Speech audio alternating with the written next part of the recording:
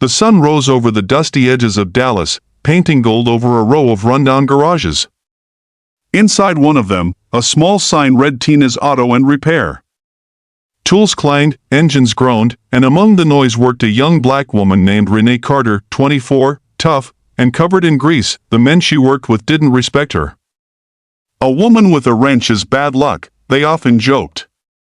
But Renee didn't care. She'd grown up in a garage, taught by her father before he died in a car accident.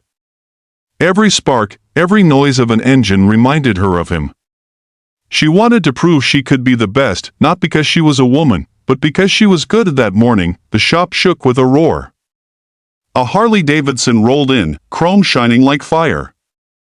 The rider wore a black leather jacket with a skull and wings emblem, Hell's Angels. Everyone froze. The man got off, tall, scarred, and quiet. His name was Rex Dalton, known as Reaper. Tom, the shop owner, stammered, "What can we do for you, sir?" Rex said, "Bike stalls at high revs. Needs someone who knows her." Before Tom could respond, Renee stepped forward. "I can handle it." Tom frowned. "Let one of the boys," but Rex stopped him, eyeing her with curiosity. "You sure you can handle a Hell's Angels bike?" Renee held her wrench firmly. "If it's got an engine, I can fix it." Everyone watched as she rolled the Harley to her corner. Hours passed. Her hands moved fast, tightening bolts, adjusting jets, listening to the rhythm of the engine like a heartbeat. The men laughed quietly, expecting her to fail. Then she turned the key. The Harley roared to life, deep, clean, perfect. Rex revved it, eyes widening. "You tuned it by ear?" Renee nodded. "Your air-fuel balance was off." For a moment, silence filled the shop. Then Rex smiled. "You're good. Damn good." He reached into his jacket, pulled out $100 bill, and handed it to her directly. "Keep it. That's for skill, not luck." Tom's jaw tightened. His pride cracked. His mechanics looked down, ashamed that she'd done what they couldn't. From that day, word spread, the girl who fixed a Hell's Angels bike. More customers came, asking for Renee. But instead of praising her, Tom got jealous. He started assigning her fewer jobs. Her co-workers mocked her, hiding her tools, calling her names. Still, she kept working. "You can't fight ignorance with anger," her father's voice echoed. "Prove them wrong by being the best." One evening, as the sun dipped low, Rex returned. He leaned against his bike, cigarette in hand. "You ever think about doing side work?" he asked. She hesitated. "Depends on what kind." "My cruise bikes need attention," he said. "You in?" It was risky, but she nodded. For weeks, she worked at night fixing their bikes, earning respect. The Hells Angels started calling her Wrench Queen. But one day, Tom found out. He stormed into the shop, face red with rage. "You been working for outlaws behind my back?" "They're paying customers," Renee said calmly, "and not the kind we deal with." "You're fired," he shouted. Everyone watched as she stood silent, holding her wrench. She didn't cry. She didn't beg.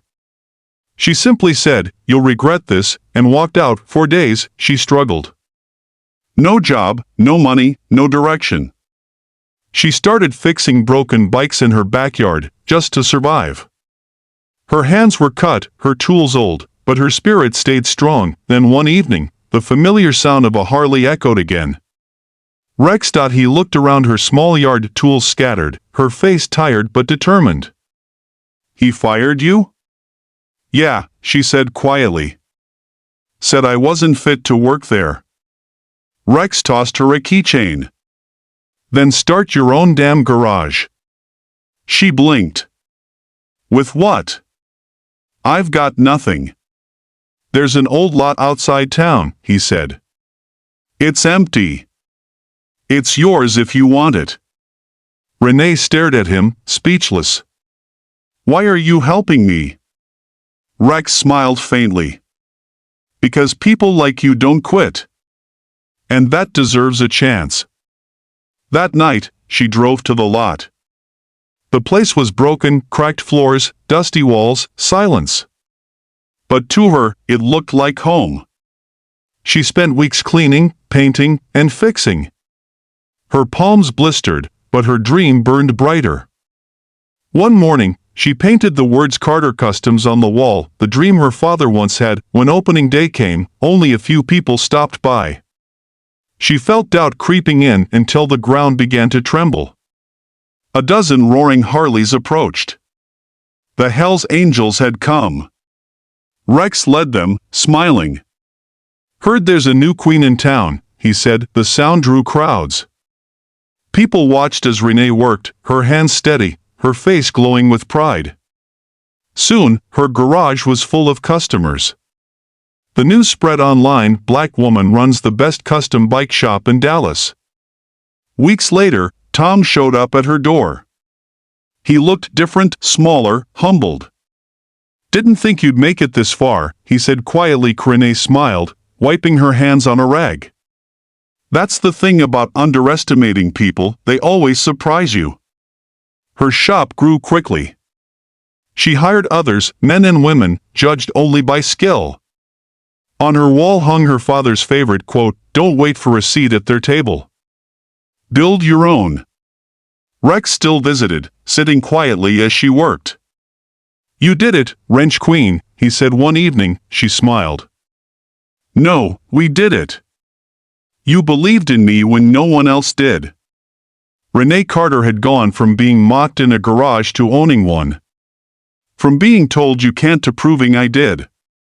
Her story wasn't about fixing bikes, it was about fixing the world's idea of who could. So if you're hearing this right now, remember, when life shuts its doors on you, don't wait for them to open again.